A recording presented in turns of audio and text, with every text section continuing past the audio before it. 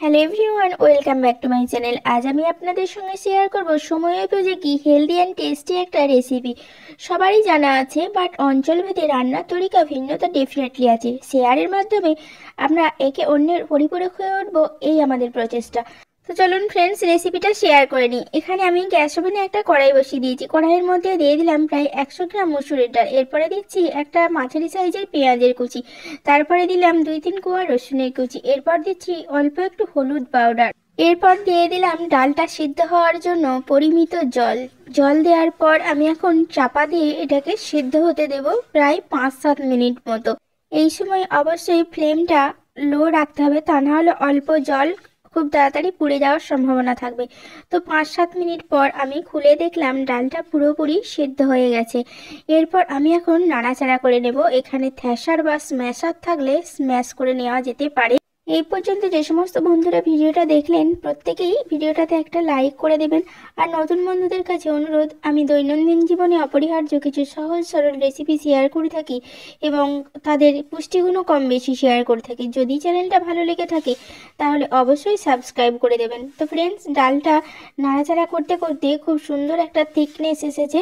দেন আমি এর মধ্যে দিয়ে দিলাম টমেটোগুলো প্রথম অবস্থায় দিয়ে দিলে একদমই ডালের মতো হয়ে গলে যেত। সেটা অতটা সুন্দর হতো না খেতে, বা দেখতেও অতটা ভালো লাগতো না, সেই কারণে এই অবস্থায় দিলাম। ফ্রেন্ডস, এরপর আমি দিয়ে দিলাম সজনে ডাঁটাগুলো। তারপর এখন আমি একটু কষিয়ে নেব।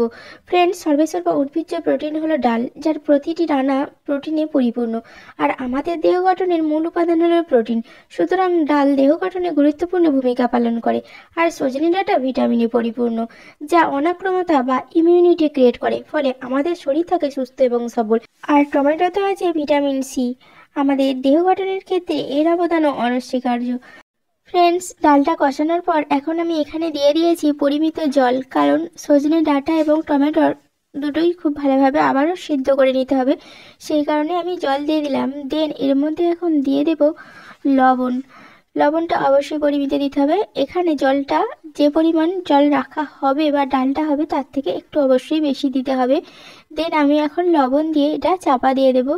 5-7 মিনিট ওয়েট করার পর এখন আমি ঢাকা খুলে দেখে নেব যে ডাঁটাগুলো সিদ্ধ হয়েছে কিনা। টমেটোগুলো তো নরম, টমেটোগুলো সিদ্ধ হয়েই যাবে, কিন্তু ডাঁটাগুলো আমাকে এখন একটু দেখে নিতে হবে। তো দেন ফ্রেন্ডস, আমি একটু নাড়াচাড়া করে দিচ্ছি। দেন এখন দেখে নিচ্ছি ডাঁটাগুলো সিদ্ধ হয়েছে কিনা। তো ডাঁটা আমার সিদ্ধ হয়ে গেছে। এখন আমি এটাকে নামিয়ে নেব। তো ফ্রেন্ডস, এখানে দেখে নিতে হবে ডালের টেক্সচারটাও ঠিক আছে কিনা, তা না হলে আরও একটু ফুটিয়ে নেওয়াই যেতে পারে।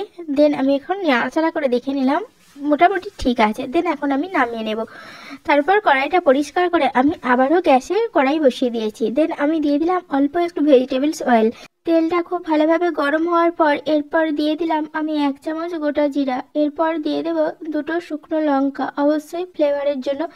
এই সময় গ্যাসের ফ্লেমটা অবশ্যই লো রাখতে হবে, তা নাহলে ফোড়নগুলো পুড়ে যাবে এবং তিতা হয়ে যাবে ডালটা, আর খেতেও অতটা ভালো লাগবে না। তো দেন ফ্রেন্ডস, আমি অল্প একটু নাড়াচাড়া করে দিলাম। দেখুন লাল লাল হয়ে গেছে ফোড়নটা এবং অবশ্যই খুব সুন্দর ফ্লেভার বেরিয়েছে।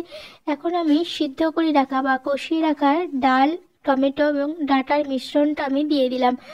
দেন এখন আমি একটু নাড়াচাড়া করে দেব। তো এই অবস্থায় নাড়াচাড়া করে একটু ঢাকা দিতে পারলে ভালো, কারণ ডালের যে ফোড়নটা সেটা পুরোপুরি ডালের মধ্যে ছড়িয়ে পড়বে। ফ্রেন্ডস, রেসিপিটা আমার কমপ্লিট। আপনাদের কেমন লাগলো অবশ্যই কমেন্ট করবেন, অবশ্যই বাড়িতে ট্রাই করবেন। যারা এই পর্যন্ত ধৈর্য ধরে আমার সঙ্গে থাকলেন তাদেরকে অসংখ্য ধন্যবাদ। সুস্থ থাকবেন, ভালো থাকবেন। আবারও দেখা হচ্ছে পরবর্তী ভিডিওতে নতুন একটা রেসিপির সঙ্গে।